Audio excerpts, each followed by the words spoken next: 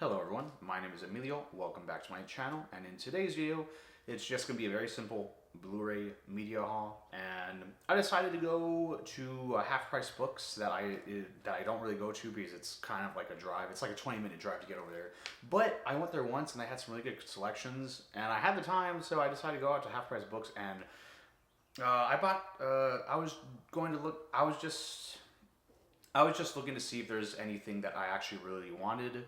There are some movies that I wanted to buy, like Crank 2. I know I already own the movie, but there was just Crank 2 by itself. There was Death Race, the Jason Statham version, Lock, Stock, and Two Smoking Barrels. There was even like Mad Max Beyond the Thunderdome and Mad Max the Road Warrior, which I wanted to buy.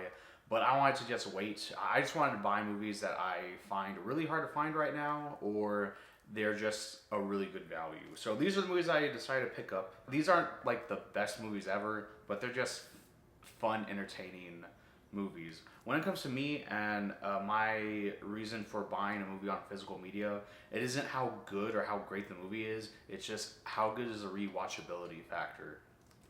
I kind of noticed that I like science fiction movies, I like action adventure, and I like well-made movies that are done well that way. So I'm going to start with the first movie I bought, which is War of the Worlds. The Steven Spielberg version starring Tom Cruise and Dakota Fanning. I really do love this movie. I'm very nostalgic about this film. I remember seeing the trailers for this film when I was a kid. I remember wanting to go see the movie because it was like a big event blockbuster. Sadly, I did not watch it. I guess I didn't tell my parents to take me, and I don't know why, but I ended up renting this movie on DVD in Hollywood Video from the Hollywood Video Store, and I gotta say, I was like probably like 9 or 10 when this movie came out. This movie actually scared me. I was surprised how dark and scary this film was. I mean, it's called War of the Worlds. But yeah, it's a really good movie. Steven Spielberg in the 2000s making blockbusters, but instead of the fun, whimsical adventure, it's just depressing spectacle with a bunch of dread. So yeah, really good movie, really good remake of the sci-fi film from the 50s. The only problem with this movie is the ending. The forced happy ending of this film is kind of what kills the film, but still, it's a very enjoyable movie. It's just that ending that, yeah, ruins this movie. This movie could be like a solid 9 or 10 out of 10, but because of that ending, this movie's like probably a 7. So yeah, great movie. The alien tripods destroying the people in that city is just, oh! I've been wanting to buy it for a while, and I found it at Half Price Books for $7.99. If I were to buy it on Amazon, a new version, it's like $14, $15. So I'm glad I bought it at Half Price Books for a really cheap price. And here's another movie. This Blu-ray case is a little bit damaged, but I just wanted to buy it because it's a really fun action film of the 80s, and that is Roadhouse. It's fucking Roadhouse. It stars Patrick Swayze, and it's just one of those action movies that is just fun to watch. Patrick Swayze, I think, is an underrated actor in my opinion. He should have been just as big, if not bigger, as like Arnold Schwarzenegger, Sylvester Stallone, and Bruce Willis. In fact, I think Patrick Swayze is a really great actor, and I think he is like he like, you could get any actor in this movie and they will be phoning it in, but Patrick Swayze does a phenomenal job in this movie. This is just a dumb action B movie, but it is fun, it's entertaining, it's fucking Roadhouse. That's all I'm gonna say, and yeah, really great, really fun movie. $5.99. I really don't like the packaging and how it's damaged, but the disc is in good quality, and I don't mind it. So yeah, it was $5.99. I was gonna buy it. So hell yeah. Now here are two movies that I also bought. These are part of a film franchise, and that is the Terminator films. Mostly Terminator 3, Rise of the Machines, and what is badass is that it was $7.49 and it is an unopened Blu-ray, so that is badass. That's why I love finding movies at Half Price Books that weren't even open, and I got Terminator Salvation, the director's cut. Now, let me just talk about my, I guess, not love for these movies, because I don't love them, but I love the Terminator franchise. I love the mythology in the Terminator films. And I think these two are really fun, entertaining Terminator films that add a lot to the lore. It's kind of lame that Sarah Connor died off screen in this movie. So that's the one thing that really hurts this movie the most. But Terminator 3 is a pretty decent action adventure sci-fi film. It's a pretty decent sequel. It is not as good as Terminator 1 or Terminator 2. Terminator 1 and Terminator 2, of course, are just both great sci-fi films that just revolutionized films, at least in my opinion.